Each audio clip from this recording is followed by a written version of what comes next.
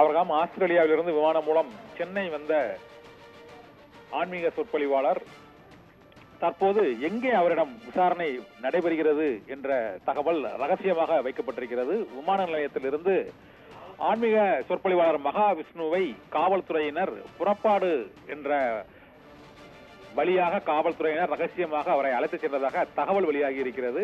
அந்த விமான நிலையத்தில் அவரை வெளியேற்றியது எந்த வழியில் என்பது தெரியாமல் காவல்துறையினர் ரகசியமாக இப்போது விசாரணைக்கு அழைத்துச் சென்றிருக்கிறார்கள். சைதாப்பேட்டையிலா, அடையாறிலா, அசோக் நகரிலா என்ற தகவல் இன்னும் அதிகாரப்பூர்வமாக காவல்துறை தரப்பிலிருந்து வெளியாகவில்லை. மேலும் அவர் கைது செய்யப்பட்டிருக்கிறாரா, விசாரணைக்கு அழைத்துச் செல்லப்பட்டிருக்கிறாரா என்ற தகவலும் வெளியாகவில்லை. சென்னை அசோக் நகரில் உள்ள பள்ளிக்கூடத்தில் தன்னம்பிக்கை மாணவர்களுக்கு ஊக்கமூட்டும் சொற்பொழிவு என்ற பெயரில் ஆன்மீக சொற்பொழிவாளர் பிற்போக்குத்தனமான மூட நம்பிக்கையான கருத்துக்களை தெரிவித்ததாகவும் மாற்றுத்திறனாளி ஆசிரியர் சங்கரிடம் வாக்குவாதத்தில் ஈடுபட்டதாகவும் அவர் மீது புகார் மற்றும் எதிர்ப்பு கிளம்பி இருக்கிறது. இந்த புகார் எதிர்ப்பு வழக்காக பதிவு செய்யப்பட்டு அவர் கைது செய்யப்படுவாரா என்ற கேள்வி எழுந்திருக்கிறது. இதற்கு அவர் ஆஸ்திரேலியாவிலிருந்து இன்று சற்று முன் விமான நிலையத்திற்கு வந்த அவர் விமான நிலையத்தில் அனைத்து செய்தியாளர்களும் புறப்பாடு வழியாக அவர் வெளியே வரக்கூடிய அந்த பகுதியில் குவிந்திருந்த சூழ்நிலையில் வேறு வழியில் அவர் அழைத்துச் செல்லப்பட்டு விட்டார் என்ற தகவல் இப்போது வெளியாகி இருக்கிறது. இதன் மூலமாக அவர் சென்னை அசோக் நகரில் உள்ள அந்த காவல்துறை